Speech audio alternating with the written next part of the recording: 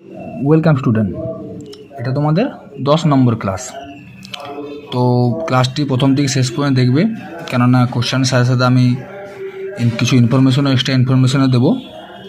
তো পুরো ক্লাসটি দেখবে যাতে, কেননা জিকে কিছু বলা যায় না কোন কোশ্চেনটা আসবে কি আসবে না আসবে, বাট ইনফরমেশানটা খুব জরুরি, কারণ ইনফরমেশান থেকে কোশ্চেন চলে আসতে পারে। তাই ক্লাসটা প্রথম থেকে শেষ পর্যন্ত দেখবে। আর যদি ভিডিওটা ভালো লাগে ক্লাসটা শেষে, তো ভিডিওটি লাইক এবং চ্যানেলটিকে সাবস্ক্রাইব করে দিও, ঠিক আছে? চলো বেশি কিছু না বলে প্রথম প্রশ্নে যাওয়া যাক।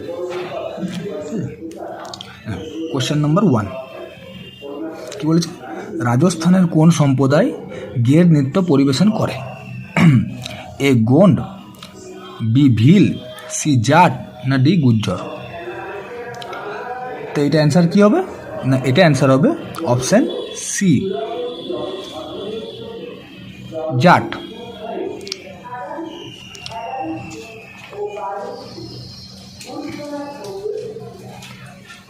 রাজস্থানে কোন সম্প্রদায় জ্ঞান পরিবেশন? না, অপশান সি জাট, জাট সম্প্রদায়, ঠিক আছে? চলো এরপরে কোশ্চেন আসা যাক। কোশ্চেন নাম্বার 2, কোন দেশের তৃণভূমিকে পেরি বলা হয়? এ ইউরোপ, বি উত্তর আমেরিকা, সি দক্ষিণ আমেরিকা, না ডি আফ্রিকা? তো এটা তোমাদের অ্যান্সার কী হবে? না, এটা তোমাদের অ্যান্সার হবে অপশান বি, উত্তর আমেরিকা। দেখো এরপরে কিছু বলছি। এই যে উত্তর আমেরিকার তৃণভূমিকে বলা হয় পেরি, তাই ইউরোপের তৃণভূমিকে কী বলা হয়? যদি বলা হয় কোন দেশের, মানে ইউরোপের তৃণভূমিকে কী বলা হয়? দাঁড়া আগে অ্যান্সারটা বলে দিচ্ছি। না, ইউরোপের তৃণভূমিকে বলা হয়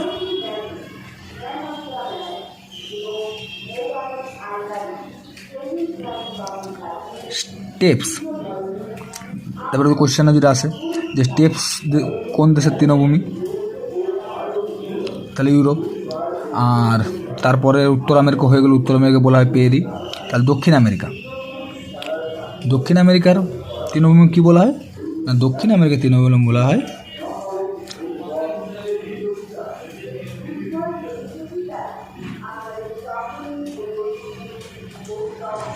পম্পাস।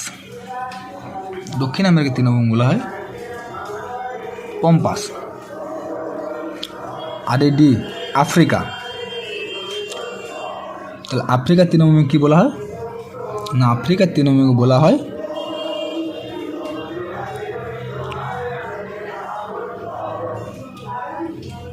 আফ্রিকার তৃণভূমি বলা হয় সাভানা, ঠিক আছে?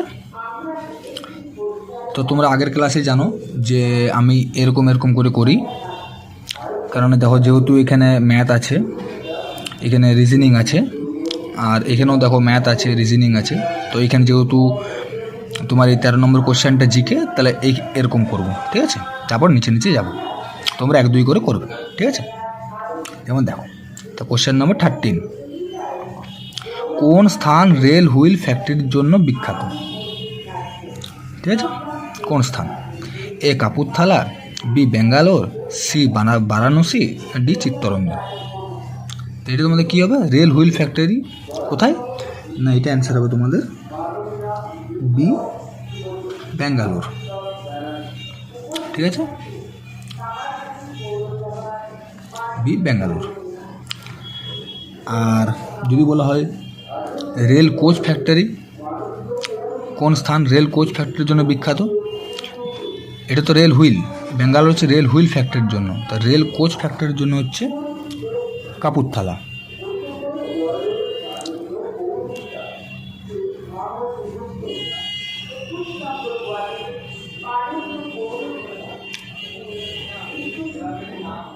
সরি, তোমরা লিখে নিও ভালো করে, হচ্ছে রেল কোচ ফ্যাক্টরি কাপুরথালা, ঠিক আছে? চলো এরপরে কোশ্চেন আসা যাক।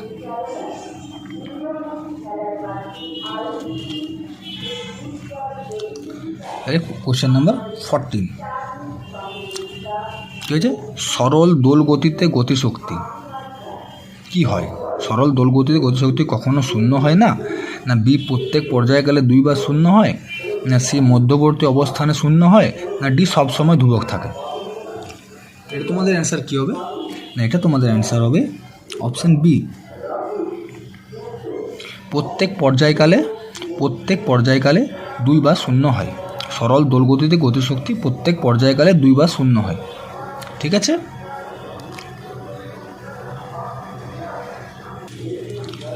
চলো এরপরে কোশ্চেনে আসা যাক।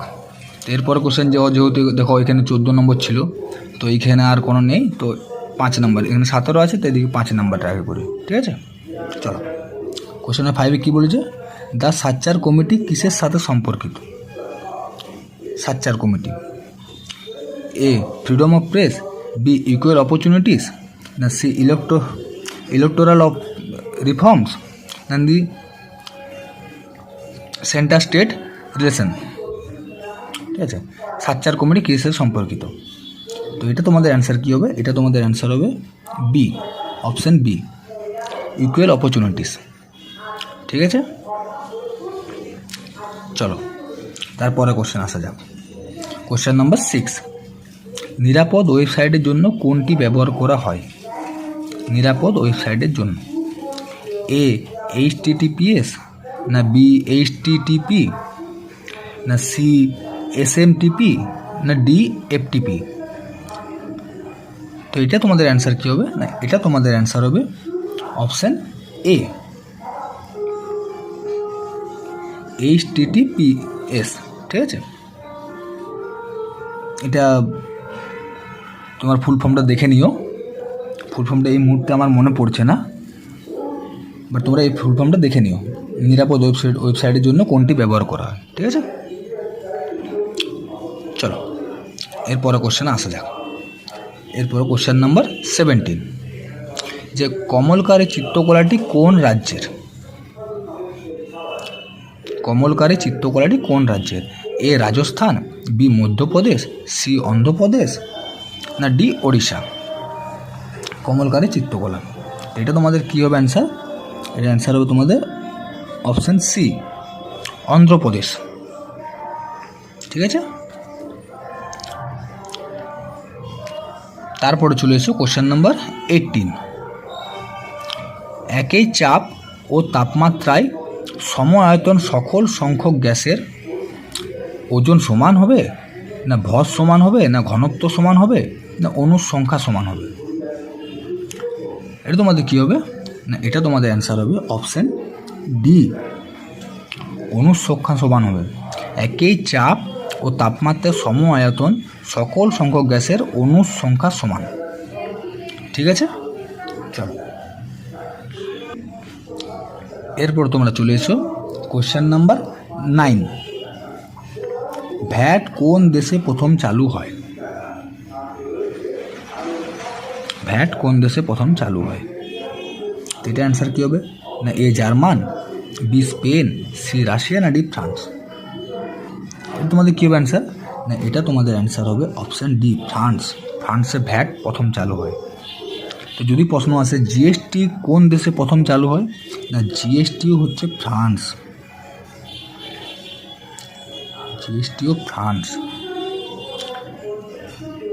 এবারে যদি বলা হয় যে ভারতে কত সালে প্রথম জিএসটি চালু হয়, আমি লিখে দিচ্ছি এখানে, ভারতে 2017 সালে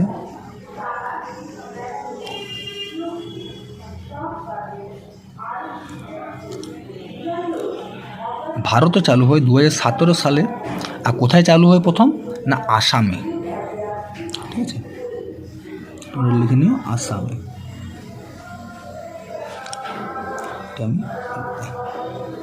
ঠিক আছে, তাহলে ভ্যাট প্রথম কোন দেশে চালু হয়? না ভ্যাট প্রথম চালু হয় ফ্রান্সে। জিএসটিও প্রথম চালু হয় ফ্রান্সে। আর জিএসটি প্রথম ভারতে স্টার্ট হয়, চালু হয় 2017 সালে। কোন দেশে? এই কোন রাজ্যে? না আসাম রাজ্যে। ঠিক আছে, চলো এরপর চলে এসো কোশ্চেন নম্বর 10, কী বলেছে? ঋগ্বেদ কয়টি মণ্ডলে বিভক্ত? এ 8টি, 10টি, 12টি, 18টি। এটা অনেকেই জানো, তা আমি বলে দিচ্ছি না, এটা তোমাদের অ্যান্সার হবে অপশান বি। অপশান বি, 10টি মণ্ডলে। এখানে একটা ইম্পর্টেন্ট কোশ্চেন আছে যেটা বারবার এক্সামে আসে, সেটা হলো গায়ত্রী মন্ত্রটি কোন মণ্ডল থেকে নেওয়া। এই যে 10টি মণ্ডলে বিভক্ত, তো গায়ত্রী মন্ত্রটি কোন মণ্ডল থেকে নেওয়া, আমি লিখে দিচ্ছি।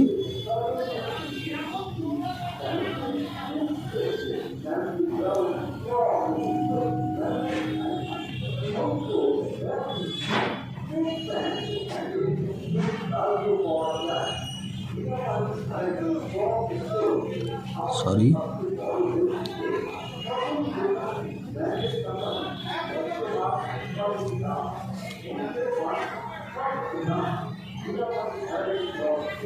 গায়ত্রী মন্ত্রটি তৃতীয় মণ্ডল থেকে নেওয়া। তুমি লিখে নেবে গায়ত্রী মন্ত্রটি তৃতীয় মণ্ডল থেকে নেওয়া। ঠিক আছে,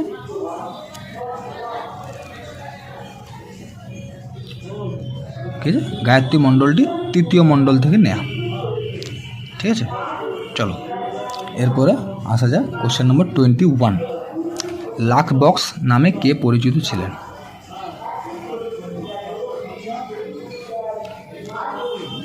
অনেকেই জানো তোমরা, যারা জানো না, কারণ এখানে লাখ বক্স নামে পরিচিত পৃথিবীরাজ চৌহান, না বি মহারানা প্রতাপ, না সি কুতুবুদ্দিন আইবক, না ডি ঔরঙ্গজেব। এটা আগের ক্লাসে আমি এই যেটা অ্যান্সার হবে সেটা আগের ক্লাসে এর ইনফরমেশান আমি দিয়েছি, তো এই ক্লাসেও দিয়ে দেবো। তোমরা যাও, যারা আগের ক্লাসগুলো করোনি তারা ওই ক্লাসগুলোও দেখে নিও যাতে রিভাইজ হয়ে যায়। চলো তাহলে এইটার অ্যান্সারটা বলা যাক। লাখ বক্স নামে কে পরিচিত? না, লাখ বক্স নামে পরিচিত হলো কুতুবুদ্দিন আইবক। ঠিক আছে, আমি মুখে বলে দিচ্ছি, এটা তোমরা আগের ক্লাসে দেখে নিও। এই যে কুতুবুদ্দিন আইবক কোন বংশে পরিচিত? দাস বংশ বা মমলুক বংশ, দাস বা মমলুক বংশের প্রতিষ্ঠাতা। কত সালে? না 1206।